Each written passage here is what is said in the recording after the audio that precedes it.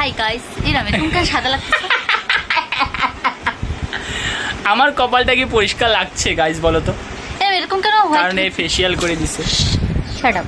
ওই এরকম কেন লাগতেছে? তুই মেকআপ করছস ভূতের মতো। মেকআপ ভূতের মতো না, এর beauty camera. No beauty camera, একদম রিয়েল ক্যামেরা। কোথায় বিউটি ক্যামেরা? এটা অরিজিনাল ক্যামেরা। এটা কোন আমি ইনস্টাগ্রাম ইফেক্ট ইউজ করি না, একদম সিম্পল ক্যামেরা। স্যামসাং ক্যামেরা, তো স্যামসাং বলে রিয়েলমিতে শুট হচ্ছে।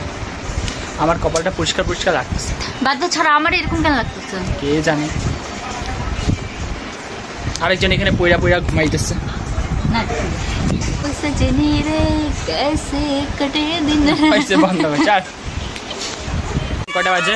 বাজে হলো কটা বাজে? 3:10। এখন যেতেছি আমরা ভিডিও শুট করতে। এই যে এখন দেখো আমাকে কিরকম লাগছে, লাগলো না বিউটিফুল।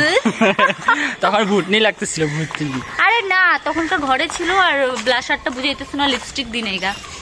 এখন ভালো লাগতেছে মেকআপটা। ভালো লাগবে না কেন? কার উপরে করছে দেখা যায় না। मैं हुई पैदा इस खूबसूरत। 3টা বাজে, এখন যাইতেছি আমরা ভিডিও বানাইতে। রোহিত দাকে আমি আগে ফোন করছিলাম, রোহিত দা 2:10 না 20 আসছে। তখন আমার হাফ মেকআপ হয়ে গেছিল। ঘরে কাজ ছিল, গরম দিন অল্প গাইস টাইম লাগে। এই যে আমার পুরাপুরি মুখের মেকআপ খুব ভালো থাকে, এই যে আপার লিপসটাই কেমন মুছে মুছে জায়গা, মুছ মুছ হয়ে যায়, মুছ হয়ে যায়, মুছ।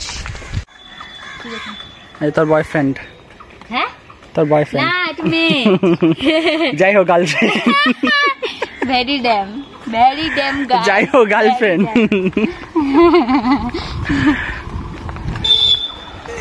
দিনটা ভালো আছে না? হাওয়া হাওয়া আছে সুন্দর। हवा हवा ए हवा मुझको उड़ा दे, आजा आजा तू मेरी। কয়টা ভিডিও শুট হইলো? I don't know। 4টা ভিডিও শুট হলো। আমাদের ড্রেস চেঞ্জ করতে লাগে, আমরা একটা ভিডিওতেই আমরা 10টা ভিডিও বানাই ফেলি। পুরো রাস্তায় ঘাটে বানাই, রাস্তাঘাটে ড্রেস চেঞ্জ করা। রোহিত বলছে এই শাড়িটা বলে খুব সুন্দর। এই শাড়িটা খুব সুন্দর, এটা দুর্গাপূজায় পরতে পারতাম, এখনই পরে ফেললো। দুর্গাপূজার জন্য আবার দুর্গাপূজায় পরে ফেলাবি কি আছে? না না, অজয়ের লগে যেটা করতে হবে ব্ল্যাকটা পরুম আর তোমাদের লগে ফ্রক। এমনি ভালো লাগছে শাড়িটা, हमारा जो बॉयफ्रेंड কালারফুল।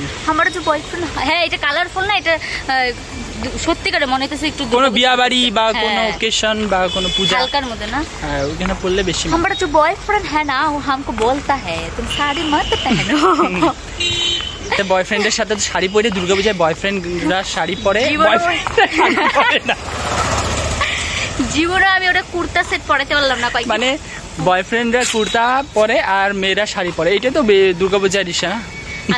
আমি বাপ জীবনেও কুর্তা ওরে কুর্তা পরাতে পারলাম না। যখন কুর্তা পরাতে গই তখন কি না আমার এগুলো মানাবে না, আমি জিন্স শার্ট ঠিক আছে। সত্যিকারের কেন যে খুব বয়ফ্রেন্ড পাইলাম।